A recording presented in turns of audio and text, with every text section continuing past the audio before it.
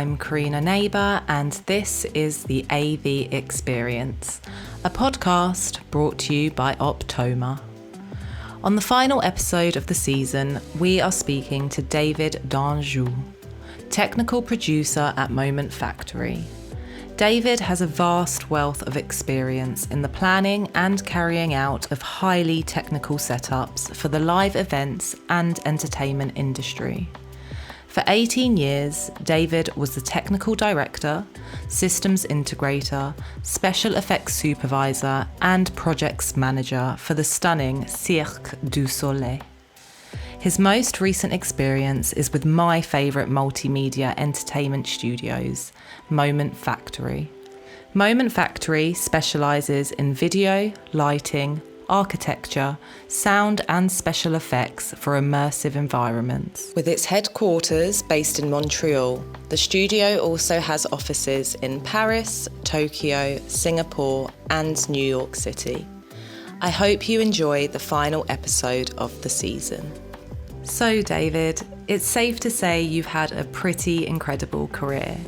Could you just give us a brief rundown of the events that took you from Cirque du Soleil through Dragon and into your technical producer position at Moment Factory? Sure. I was at Cirque du Soleil for about 18 years, quite a while. I started there as, an assistant technical director. I was a technical director. I was a project manager, a projects manager, which they tell me is something different, a system integrator, a special effects supervisor.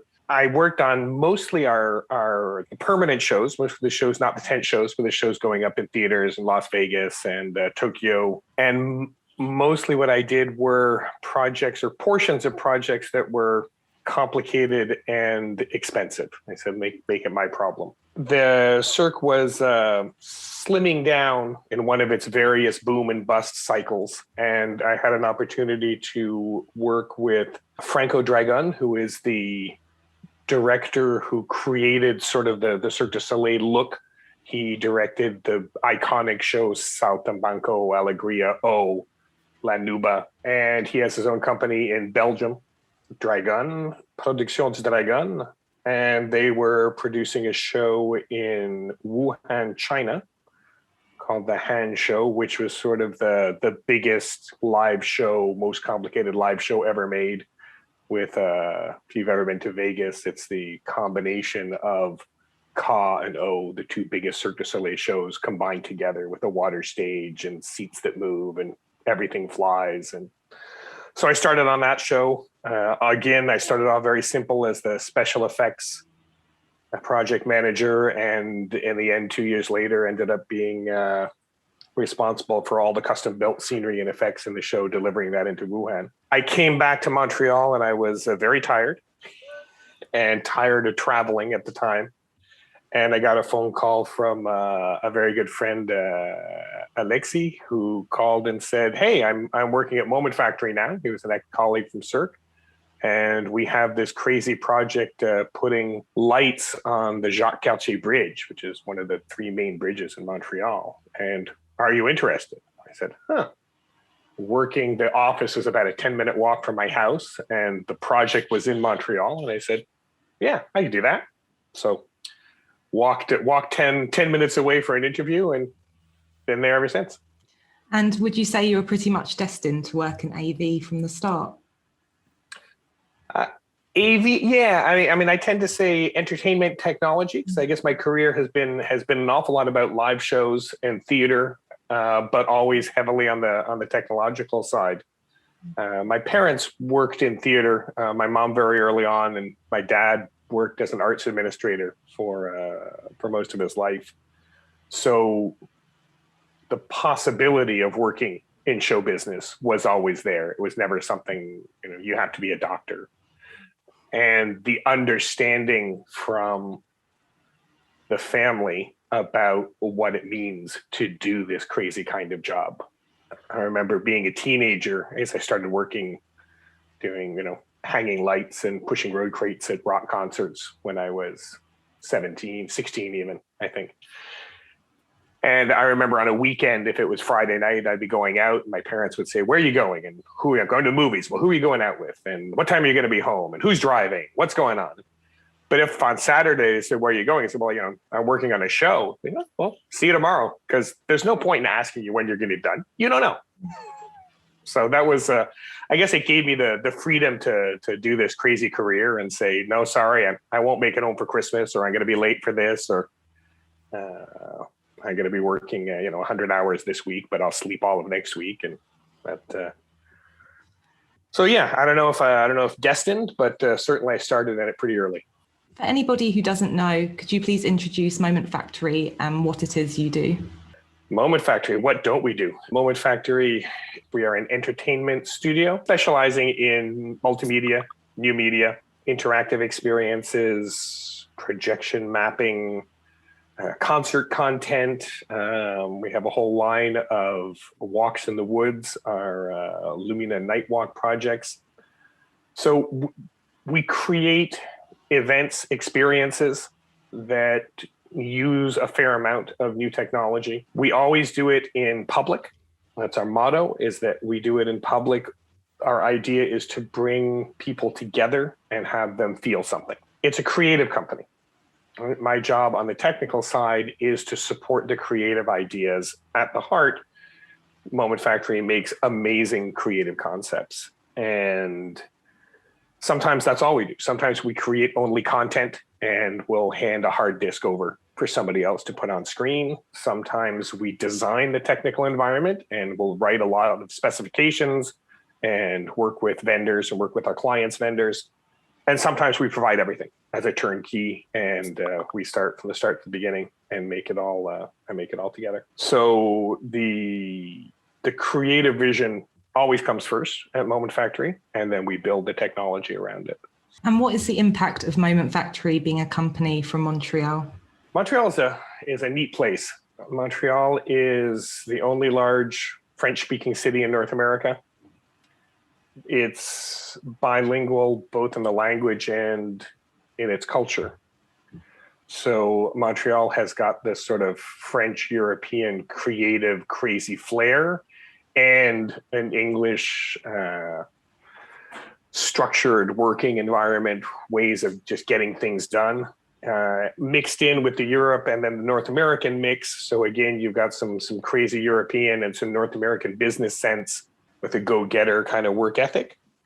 What that leads to is the opportunity to build things that are, to have great ideas, but to actually realize them and actually create them. Hasn't been an expensive city. For a very long time, Montreal was fairly depressed financially, which mostly meant kept the rents low. Been going up recently, but it's still nothing like Toronto or Vancouver or London or Tokyo or any other large world-class cities. So that's always attractive to creatives. It's always attractive to students, having a city where the cost of living is pretty low. And that keeps corporate expenses as well down. So it allows a lot of risk taking. It allows a lot of ventures, experimentation. Through that, I guess, came a couple of big development companies there. Cirque du Soleil certainly has been for 30 years sort of driving the entertainment market with very, very complex shows being exported. Cirque du Soleil, of course, creates things here and then exports them to somewhere else because we don't have a large enough public there is no full-time Cirque du Soleil show, for example. So that creates a huge pool of technical talent. Ubisoft came in late 90s, I want to say 97, 98, and opened their studio here and created a boom of video gaming, which led to the current boom in special effects. So if you look at movies today, you'll see at the end of 80% of the Hollywood movies out there, you'll see a little Quebec logo, and you'll see one of the various special effects companies here. So all these things have put together just a fantastic attitude, success stories of a city that is used to exporting its creative goods, and at the same time, just an amazing quantity of smart and skilled and talented people available. So I think that certainly helped out in the success of Moment Factory, having those people available. And how has life been at Moment Factory over the last year? Are operations returning back to normal, or did it never really slow down? Exhausting. We were lucky. We were very, very lucky. Of course, things slowed down. Things changed a lot. Things didn't slow down as much as we might have thought. We have a very diverse portfolio. I think I said at the beginning, we have many, many different clients across many different sectors. And that allowed us to not do a huge company pivot, but to shuffle things around and to shuffle our energies. So where live concerts dropped to zero, and we used to do a lot of content for a lot of live concerts. We used to design concerts for a lot of music talent, and that sort of stopped. But we did develop a fairly nice side gig of designing late night TV performances for rock stars. So there's a bunch of rock stars and pop stars out there who have been on Fallon or Saturday Night Live or award shows. And their performance within that has been designed and produced by Moment Factory. So we managed to keep some of that going. And we have many other sectors that we work in. Our multimedia Lumina Nightwalk series, so these multimedia installations in nature. And those are inherently COVID friendly. People walk in a small group, and people walk along a path outside. So we've actually opened a brand new one in France in the height of the pandemic last year, because it was one of the few activities that people could go and see and do during the pandemic in a lot of places. We have a lot of work in large infrastructures, train stations, airports, city centers. And those are all things where the timing might have got shuffled around a little bit, but for the most part, they didn't really get stopped.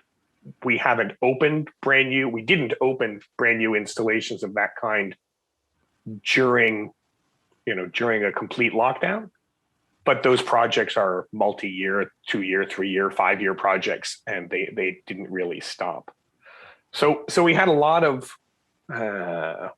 shuffling of people around.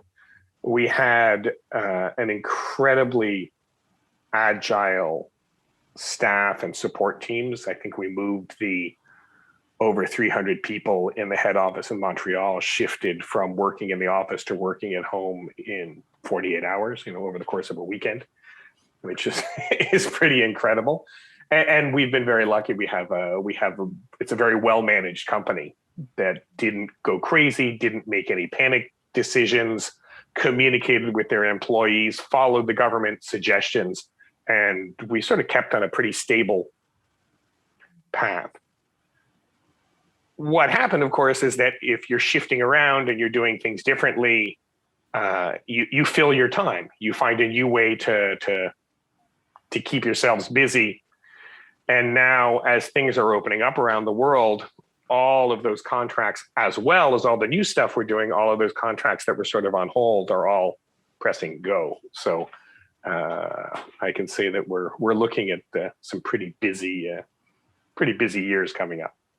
What are the most innovative examples of technology that Moment Factory has used in its projects? I got to say that we do some fun, geeky stuff. Bridge project on the Jacques Cartier Bridge using Twitter to generate lighting effects is pretty cool. We just designed a DMX controller that can be used to previs live shows in Unity. We do some pretty amazing 3D projection mapping. We have an in-house software that we use for that, castles and unnamed theme parks. There's a lot of stuff. We get our hands deep into a lot of our projects. But what we do best, I think, and for me, what's the most innovative, at least what sells, what our secret sauce is picking technology that fits well with the project.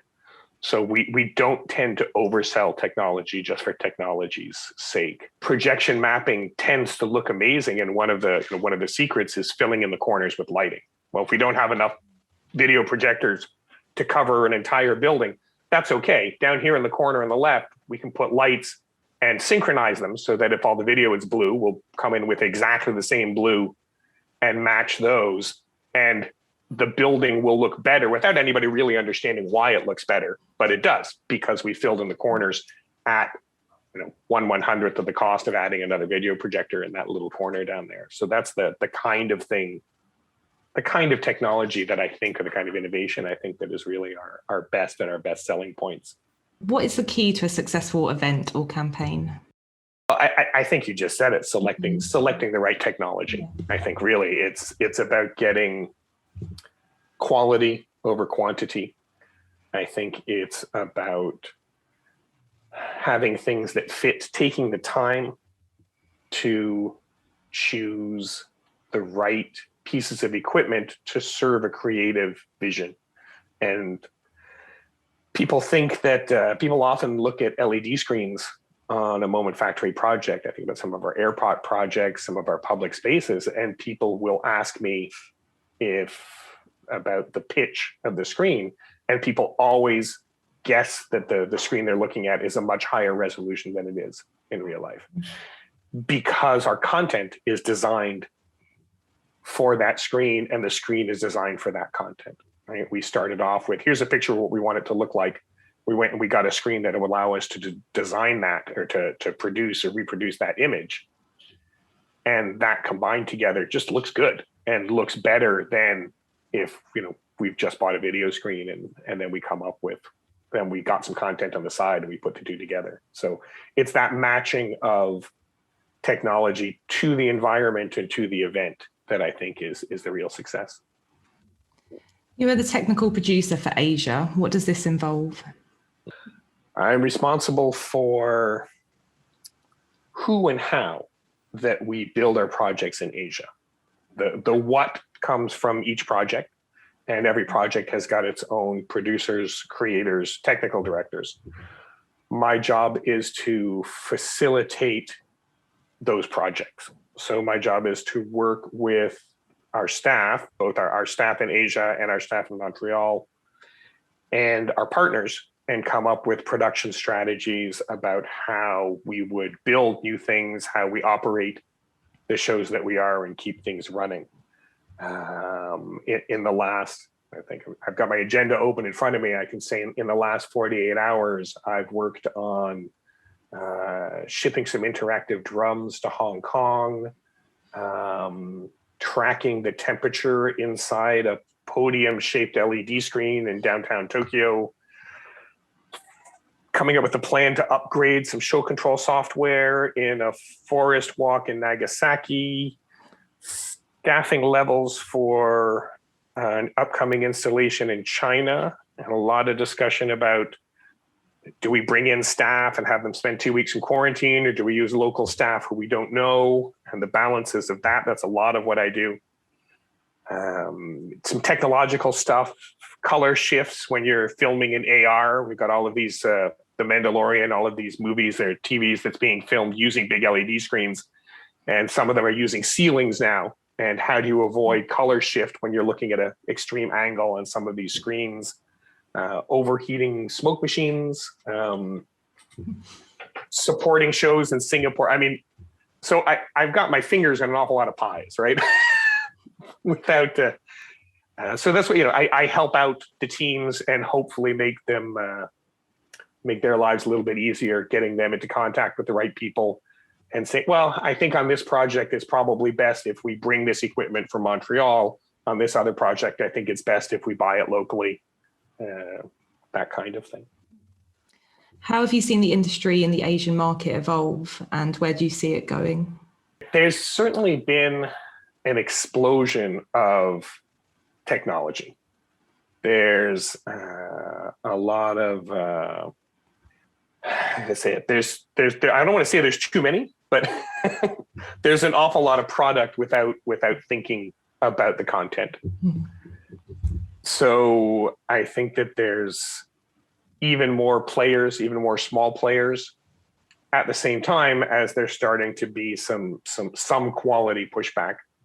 So I think we're seeing sort of a split happening where we're seeing there's more and more and more of cheap, quick technological projects out there. Everybody's got something that's going to go light up or go beep, beep. But there's also a line of beautiful, high quality installations that's starting to happen. And I think that the middle ground is maybe falling out. Right? I think there's not a lot of sort of, yeah, that was pretty good projects. I think we see a lot of stuff out there that's either fantastic or, oh, don't want to see what that looks like in 3 months, So I think speed is another one. There's an awful lot of stuff that's got to be faster. And and then people don't care about it 6 months later. You've also been in and out of Japan. Are there any exciting developments there? I think Japan, one of the things that's most exciting in Japan is the small stuff. There's a whole lot of artists. I think that the Japanese are taking this sort of ubiquitous technology that we're finding and making a lot of real art projects. In Tokyo, you can probably go to an exhibit or a special show or the opening of a small interactive installation every weekend. I mean, there's just lots and lots of both professionals who work for Team Labs or Naked or some of the big companies out there, but then they have these small side projects and kids who you've never heard of and come out of nowhere and build these fantastic, intricate little things that can only be seen by 3 people at a time. So I think that as these projects, there's a lot of creativity, and I think that they're going to slowly migrate up into bigger and wilder projects using some of these new things and new kids on the block out there.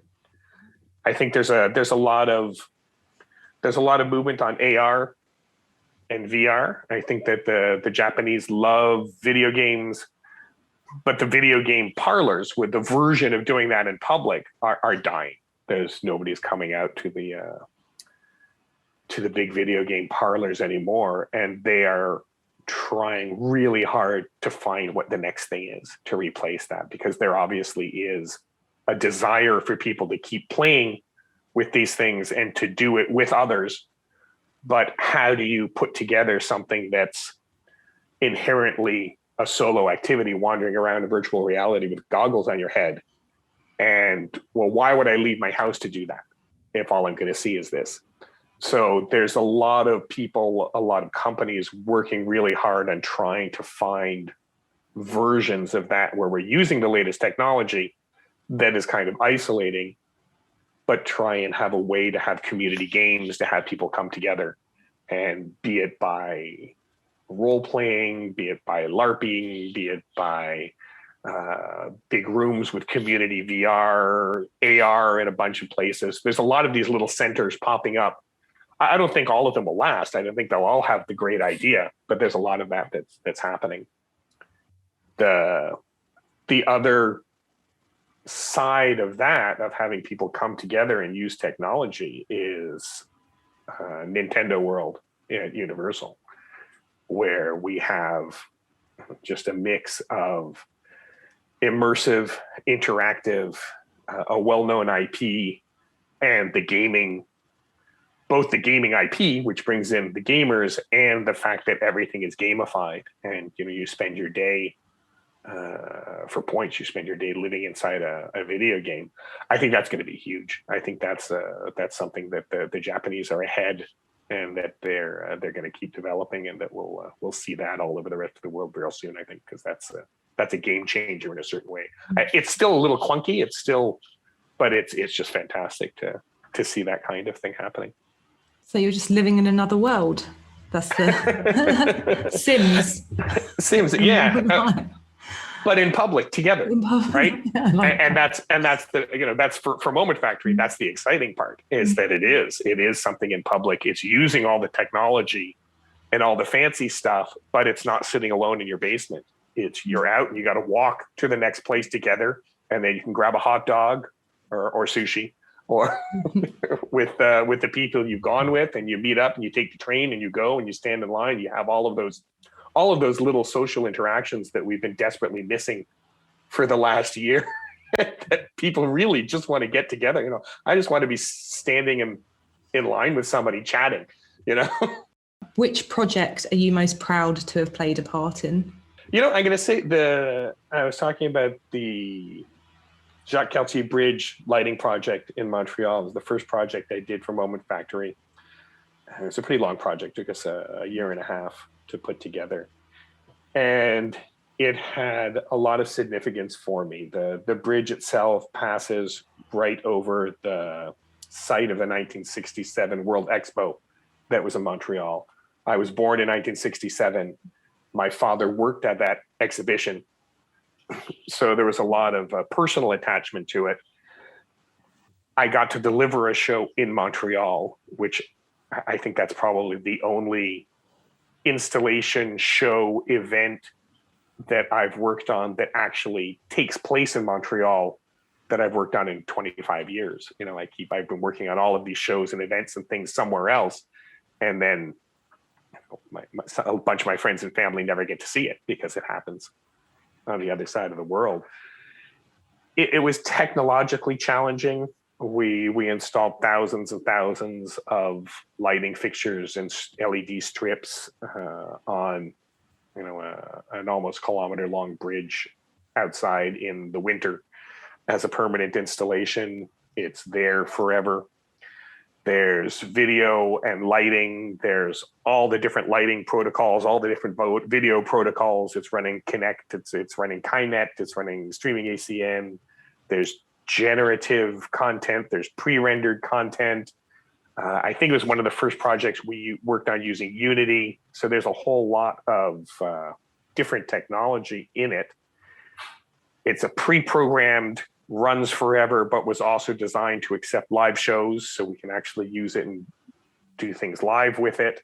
And the project in terms of managing people and partners was huge. We worked with 6 design firms on top of Moment Factory, so 7 creative leads working together.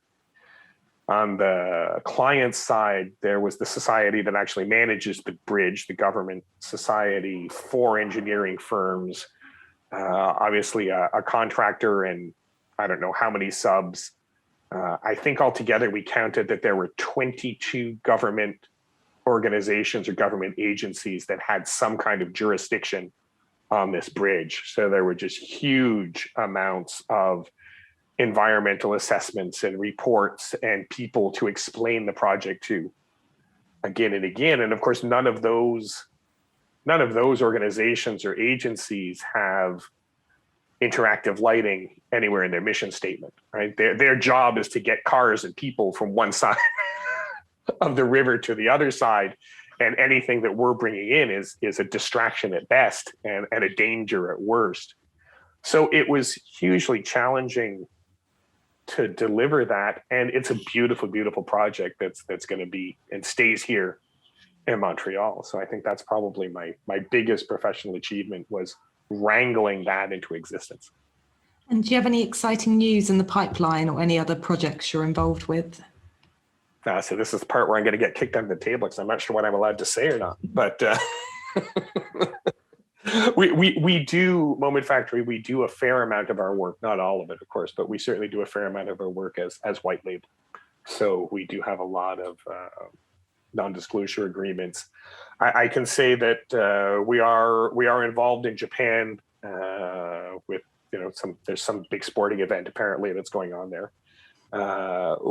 I can say that we've got projects that will be opening fairly soon in China. We've got one of our night walks at Lumina that just reopened in Singapore, which is a bunch of fun.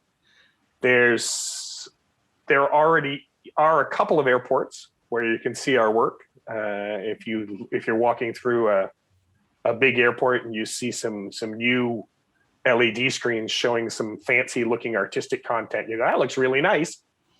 Not guaranteed that it's us, but there's a certain chance that we've developed that, and there'll be some others in the pipeline coming through. the concert world is starting up again. So I know that our shows team are really happy to be back designing stages and lighting and video for a bunch of rock tours.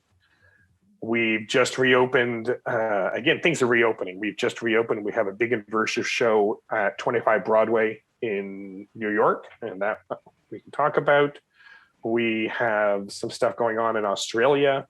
We've got some historic architectural projects that we're looking at, more in the old world, more in Europe. So, without putting in names on these, it sort of gives you an idea of the types of projects I know that we're coming out with. Thank you, David, for sharing your AV experience with us. Not a problem. This was easy and a pleasure. It was a real pleasure. Thank you. Wow, what a way to finish the first series. That was David Danjou from Moment Factory. If you'd like to find out more about Moment Factory, please head over to their website, which is momentfactory.com. You've been listening to the AV Experience, brought to you by Optoma. If you'd like to learn more about the podcast, or would even like to feature, please visit optoma.com for more details. I'm Karina, this is the AV Experience. Catch you in the ether.